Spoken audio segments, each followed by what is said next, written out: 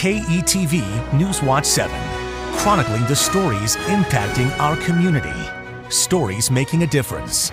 Stories that matter to you. This is KETV Newswatch 7's Chronicle. Now together, all together, we will continue the important work of making Omaha more safe, vibrant, financially strong, and inclusive. We will build on the progress that we achieved by the work of thousands over time and lead our city to the great potential that is now before us. And so the work begins again for Omaha Mayor Jean Stothert, who easily won re-election last week. Good morning, I'm Rob McCartney. This is KETV Newswatch 7's Chronicle. Joining me today is Mayor Jean Stothert, who Omaha voters chose to run the city for another 4 years. I want to give you a look again, though, at the final numbers. The mayor received 53% of the vote in Tuesday's election, a 6,400 vote margin over her challenger, Heath Mello. Voter turnout was just over 34%, which was slightly more than anticipated of 31%. So welcome back, and I want to say congratulations. Thank you. And your thoughts? I'm thrilled. I'm thrilled. Yes, I mean, we worked very hard on this campaign. It was very strategic. You know, we knocked on thousands of doors, made tens of thousands of phone calls. We just analyzed our campaign the other day, and we made over 200,000 voter contacts between mail, direct mail, knocking on doors, and phone calls. So we really worked hard, but we're thrilled with the results. Well, last Tuesday night, I want to take you back there. We have video of what I assume is you getting a phone call from Heath Mello. Take a look at there you are. Walk us through what's happening right here. Well, you know, that's my daughter-in-law jumping up and down right there. But, you know, we were in a room off to the side, and we were getting those results in, and 9:30 some results came in. And we did not hear from my opponent, from Heath Mello, at all. And so we actually ended up calling his campaign and saying, you know, what are you feeling? And they weren't ready to concede until 10:15 results came in. And so what happened is I went on out and I talked to everybody out on the floor, just talked to them a little bit. And then I got a nudge that Heath was on the phone. So we went out into the hallway and I took his phone call, and then he conceded at that time. What did he say to you? You know, he was very gracious. It was very short. He said, you know, he's just calling to tell me we ran a very good race, congratulations, and that he was going to go out and talk to his supporters and thank them and tell them that we had won the race. Okay, well, during your acceptance speech that night, you addressed those who didn't support you, saying, quote, now it is time to re-engage these elected leaders. How do you heal that divide? Well, you know, I did it 4 years ago, and I never forget when I won the race 4 years ago against the incumbent, that there were a lot of people, obviously, that voted for me because I won, but there were people that did not vote for me. And I felt like it was my job in the next 4 years to get those people on board and convince them that I was the right choice. And I don't feel any different this time either. You know, it's hard being a mayor. I mean, you are the chief executive. There's one mayor, so I make a lot of executive decisions. And sometimes, you know, the decisions I make a lot of people happy, and they make some people unhappy. But I still feel like it is my job now to re-engage everyone. People have their right to disagree with you, and I respect that. But now it's time for me to reach out and bring all parties together so that we can continue our progress, and I don't feel any different this time. You know, the fire union paid for an ad that you called despicable, was the word you used. I did. What happens with the fire union now? Is this going to affect your dealings with them? Well, you know, I'll bring back 4 years ago. The police union 4 years ago came out against me in the campaign and campaigned against me. A lot with direct mail, not as intense as this time with the fire union, but the police union did. The morning after, I called both the police union president and the fire union president 4 years ago, and I said, you know, it's time to move on. We have to work together. We have to do what's best for the department and the city. And we did do that. You know, I renegotiated their labor contracts, and they were approved by the membership. This morning, I called both OPOA President John Wells, and I did make a call to Steve LeClaire.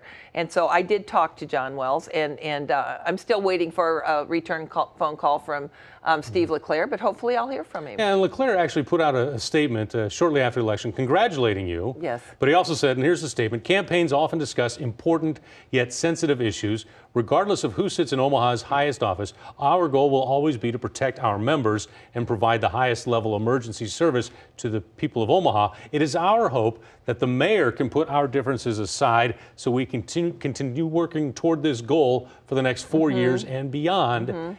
Your thoughts on that, his statement? Well, first of all, they spent over $200,000 on ads against me.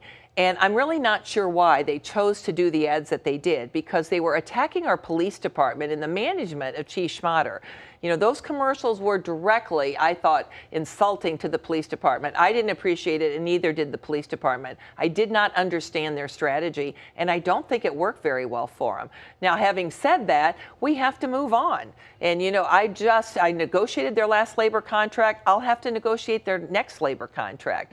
And so if I'm going to have to do that, we have to build that trust up between us again.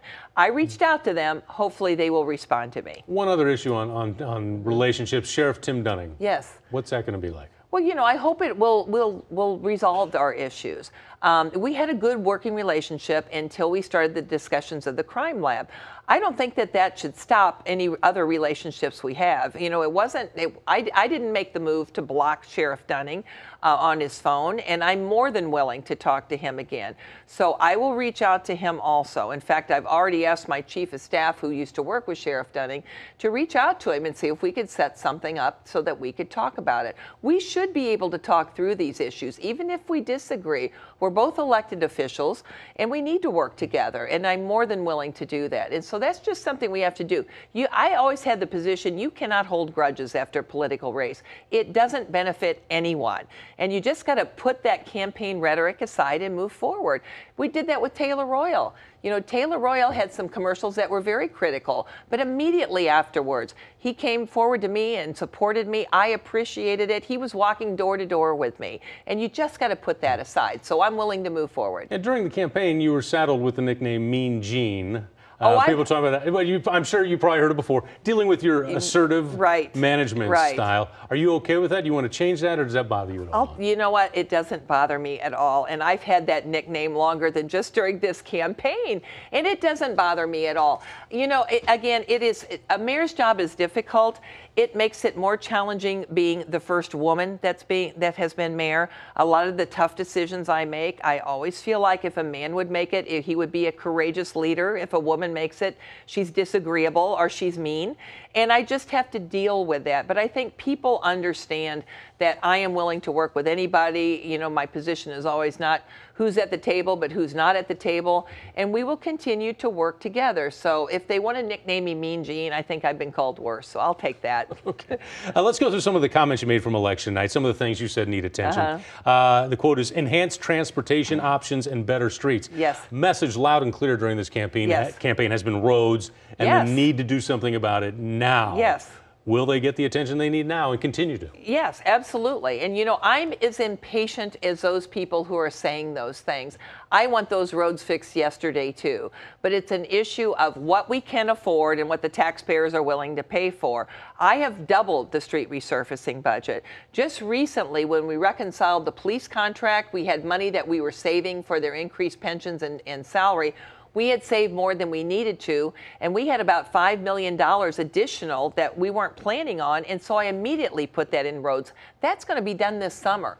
So we are adding more and more to roads and road resurfacing than we ever have. We can't catch up in 4 years, but we could certainly send that message to the public that it is now a priority, and we will prioritize it in the budget, and they will see things. I could talk all I want about money in the budget, but people want to see action. And I think this summer they're going to see more roads resurface than has been in the past. And hopefully they will see that we mean what we say and that we are going to do more and more as far as street repair in the future, now and in the future, than we've done before. And eventually we'll catch up. Okay. You said in your election night speech, Omaha needs to be more inclusive. Yes. How so? And you know, that's important to me too, because I think every person in Omaha needs to have a voice and needs to feel like they're an equal part of the community. Whether you're a millennial, whether you're a veteran, whether you're in the LGBT community, no matter what color your skin, everybody needs to feel important and part of the community. And that's something I've been working on for 4 years. That's why I recreated our Human Rights and Relations Department. We've always had one. We're required to have one by the city charter, but it was kind of that lost child under the HR department. During my administration, I have now an HRR director. We added people to that department, and their main function is to make sure people's civil rights aren't being violated. So we want to make sure that everybody's voice is heard and that everyone feels like Omaha is an inclusive community. You said you want to make Omaha's riverfront, Yes. Omaha's signature. Yes. Does that mean Absolutely. you throw more money at the riverfront as far as development? Well, we have a great committee that's business leaders, philanthropic leaders. Mayor Walsh from Council Bluffs and I are on it called the Riverfront Revitalization Committee. Ken Stenson and Mowens Bay from Valmont kind of head that up. We put out an RFQ for a consultant to come in and really work with us on what we're going to build on that riverfront, including the Heartland of America Park and the Jean Leahy Mall. We got 5 responses back. We narrowed it down to 3. We just had a meeting last week. We're bringing those 3 in. We're going to interview them and hopefully pick a consultant that will design what we are going to do. Now, this isn't just something for the future. This is something we will get done within the next 4 years. And there's a lot of interest in it, and it's going to be something that's going to bring people down to that riverfront every day of the year. So it's something we're really excited about, but a lot of community input, a lot of people are involved with it, and it will happen. Not going to have a professional football team down there, though. No, I don't think that that's going to happen down there. But what you might see are multiple restaurants. You might see a destination playground. You might see a museum. You might see some restaurants and bars around the Jean Leahy Mall, which we don't have any buildings down there. Maybe a walking path around it, water taxis. It's just to really help revitalize the downtown and the riverfront. But we want to have the plan, and then we want to move forward. You pledged to devote more City Hall resources to issues that were prominent in the campaign. Absolutely. That's kind of just a large statement. When you say devote more resources, what do you mean? Well, I'll take departments, for example. Public safety is number 1. So we are adding more police officers. We're building a 5th police precinct. Those are things that I have to carefully budget in the budget, and we are doing that right now. Take Public Works Department, for example. They're the ones that are out there working on our roads every day, doing the potholes, resurfacing our roads. You know, in this year's budget, I added 16 more employees in the Public Works Department. We budgeted for 14 more snow plows. So these are just things that are going to make that department work better. But these are things I really concentrate on when I'm doing and developing the budget. You know, cities are often judged by the amount of taxation, the services you get in return, and the ability of the taxpayers to pay for it. So I want to make sure when I'm developing this 2018 budget, which I'm doing now, and I went right back at it today, that we are able to increase our resources to address those issues that people identify. And these are things like roads, public safety, more police officers, better city services, better snow plowing. That's what we're concentrating on. But the Revenue Forecasting Board's coming out and saying that they're lowered their estimation for how much money the state's going to bring in. The state, yeah, right. Does that make you nervous at all as a city leader? I know we're talking 2 different pots here. No. But they're still talking money in general for the area. That is true, and it doesn't concern me about the city of Omaha right now. We are financially very, very stable. The largest majority of the income that I use when I do the budget is sales tax, and then it's followed by property tax and then the other occupation taxes. Our property tax base has grown because we're growing because of annexation. The economy is really good now, so the sales tax revenues are up.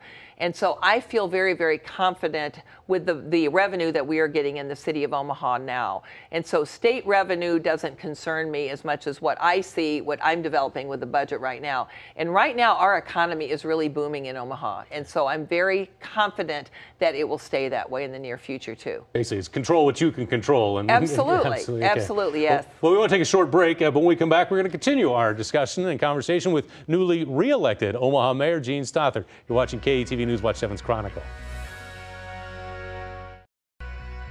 You're watching KATV News Watch 7's Chronicle. This morning, we're talking with Omaha Mayor Jean Stothert, who just won re-election. Again, thanks for being here this morning. You bet. Okay, we're going over some of the things you talked about election Sure. night. You talked a lot about public safety during the campaign. You mentioned it just a few minutes ago.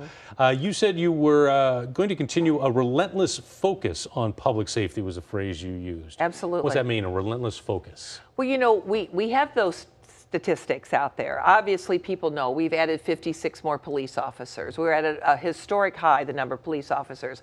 We have the lowest number of homicides in 13 years and the lowest number of shootings in 10 years. But if people don't feel safer, the perception of safety, then we still have work to do. So I will continue making public safety my #1 priority. Police Chief Schmatter and I will continue to work together, which we do. We have just announced our next 3-year staffing plan, and the plan is we are at 861 now. By 2019, we want to go up to 900 police officers. You're talking sworn officers, right? Sworn officers. We will be at that gold standard of 2 per 1,000. We are moving forward with developing our 5th police precinct, which we've never had before, and we're purchasing the land. We just signed the letter of intent, but we're purchasing the land right now, and we will start construction of that 5th police precinct. All this is to help Omaha be safer. A lot of rhetoric came out in the campaign saying Omaha is a more dangerous city now. And Chief Schmatter really responded to that because he said, no, Omaha is not a more dangerous city. And we don't want people to feel or think it's more dangerous. So we will continue with public safety being our #1 priority. Do you have a time frame on when the precinct will break ground on that? Yeah, we actually do. I mean, we have the money in the budget to build it. We budgeted that over a year ago when the City Council approved the capital improvement plan. We put the money in there, and we should start working on that in 18 and start constructing it in 18. Yes. How do you address the issue, a very real issue, about not enough cars citywide? That came up in the campaign. It did. And that was unfortunate and disappointing to me, too, because that was in the ad that the fire union put out. And they kept on repeating the phrase from the dispatchers saying, no cars citywide, no cars citywide. That, and this is important because I want people to know, that is a phrase that dispatchers use when cars are out on patrol. It doesn't mean there's no cars on patrol. They're out on patrol, but they're doing something different at that time. They could be at a traffic stop. They could be pulled over filling out a report. And it's basically a call to action. It's saying, stop what you're doing now and respond to a higher priority call. It doesn't mean that there's no cars on patrol. And so that commercial was a concern to both Chief Schmatter and I, and he responded to it more than one time, because it doesn't mean that they are not available, and it's a call to action, and we wanted to make sure people understood that. And so we do have enough police officers, and we do schedule enough police officers to be out on the streets every single day. And so we don't want people to feel like there are no cars at all working that day, because there is. And it doesn't mean we're stretched too thin. We cover Douglas County all the time if they are busy. They help cover us, too. It goes back and forth. And sometimes, like just this past weekend, for example, there was a Cinco de Mayo and there was Berkshire Hathaway, all going on at the same time. Well, our resources are sometimes doing other things, but it's just a call to action saying there's a higher priority call. You need to respond to that now. I want to ask you about money again. Property tax cuts, any of those in the future? I mean, you were talking about how Omaha's doing pretty well. Absolutely. I mean, when I do the budget, that's what I always look at first, is property tax rate reduction, especially, it's still over restaurant tax, but especially because people's land property evaluations have been going up. You know, the Turk ruling from the state a year ago, they went up 7%. Mine went up 7%. Many people's did. With what the Douglas County assessor did, the valuations went up even more. So property tax relief is the #1 tax. So I will continue looking at that every year. And that restaurant tax, again, it's an unpopular tax. I don't like it either, and I still have my eye on that. And so anytime that I could reduce the tax burden in the next 4 years, I certainly will. Omaha landed the 4th time the Olympic swim trials. Yes. How big a deal is that? And that is a huge big deal for Omaha, and I was very much involved in a lot of those discussions. The governor is involved in that. That's why we were there when we made the announcement. There were a lot of other cities that wanted those swim trials and were willing to pay big dollars for those swim trials to come here. But the economic impact in Omaha is over $70 million when they come here. And the swimmers and the fans love it. They love it here, and they love coming back here. And we wanted them back here. So we worked real hard on getting them in 2020, and we were able to do it. What's the inside negotiations, if you will? If you can give us a little peek inside, what does Omaha say, hey, we have X to provide you? Because I'm sure other cities were bending over backwards. Right, and it all comes down to financing, really, and the venue. I mean, we have the venue. They know what venue we have. They love it. They love how the warm-up pool is so close to the competition pool. They're familiar with how we do it, and they like it. But then it's a lot of discussions about money. You know, about how much the city or other businesses or agencies will give them to come here, because in return for that huge economic impact. So that took a lot of negotiations. And you know, there were other cities that were willing to give millions and millions and millions more than Omaha, but they still liked what Omaha had. And in the end, they picked Omaha, and we're very happy with it. Now, we were looking at 2024 too, but in 2024, they're going to be in Los Angeles, the Summer Games, and they are going to be swimming competitively in an outdoor pool, and they want them to practice in an outdoor pool. So, you know, we got them for 2020, so we'll see what's in store for us in the future, but we're really happy, and the economic impact is just amazing for Omaha. Okay. We're going to be right back with a few final questions, though. First, a reminder, your comments, very important part of the show. If you want to be heard, email them to news@ketv.com. Let us know what you think about Omaha Mayor Jean Stothert and her re-election. Love hearing from you. We'll be right back.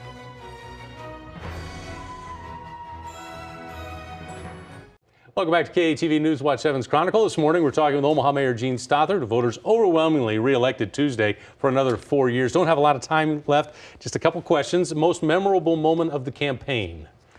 Oh gosh, you know, I can't think of one thing in particular, but I just love going door to door. A lot of candidates don't like doing that, but I will say going door to door and getting that positive feedback that we kept on getting, that's something that I will remember the most of this campaign. And then also my campaign staff. I have an incredible campaign staff with lots of years of experience, and really coming into that campaign office for me, and it's kind of psychological, but to see the phone banks are full, that the office is abuzz, that people are in there getting their walk books to go walk door to door for me, people picking up signs, that's something that I'll remember about this campaign, because there was a lot of energy and excitement. Did you like all the debates you had and all the town hall meetings? What were 16 of them? Well, yes, 16 of them. I'll say yes, but you know, at the end, after doing 15 and 16, they're hard to do. I mean, they really are. There's no doubt. You really have to prepare. Most of them you don't use any notes at all, and so you just have to have it all in your head.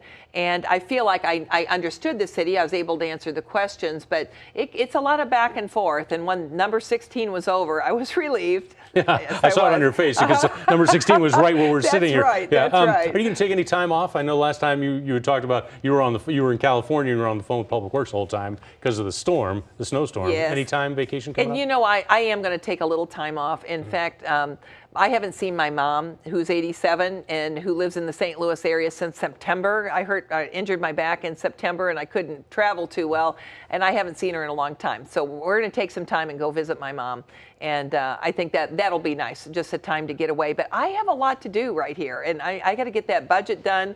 I have a lot of things to do, and so I'm anxious to get back to work and know I have 4 years now ahead of me. Speaking of Mom, happy Mother's Day. Thank you. Any plans for Mother's Day? No, I think we're just going to relax on Mother's Day. One of the things my husband and I both like to go to movies, and we haven't been to a movie since about December, and so maybe that's something we'll do. My kids were in town for the campaign, and they just left today to go back to Washington, D.C., and so it'll be great to have some downtime. Okay, and then finally, briefly as you can, any aspirations for higher office, or will you run for mayor again? You know what, I can't even think about that now, because I really don't try to think about what I'm going to do 4 years ahead. I really want to concentrate right now on the job that I have that I truly do love. I love being the mayor of Omaha. That's what I got to concentrate on now. Very good. And congratulations again. Thank you very much. Thank you. Remember, if you missed any part of this show or you want to watch it again, it's online right now at KETV.com. Go to our homepage, click the menu button, and look for Chronicle. I'm Rob McCartney. Thanks for watching, and we'll see you back here again next Sunday morning.